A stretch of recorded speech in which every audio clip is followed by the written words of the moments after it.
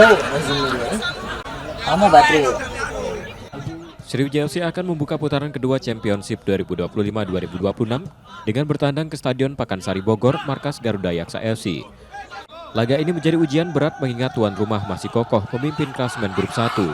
Meski performa belum stabil, pelatih Budi Sudarsono tetap optimis timnya bisa tampil maksimal.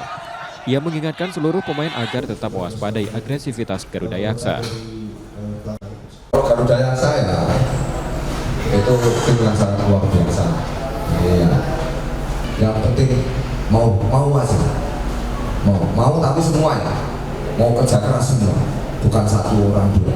Yang tim, karena kita permainan tim, satu orang aja nggak mau kerja keras, mati tim. Hingga awal putaran kedua, Sriwijaya FC tercatat sebagai satu-satunya tim di grup 1 yang belum mencatat kemenangan sepanjang musim ini. Nur Muhammad, Kompas TV, Palembang, Sumatera Selatan.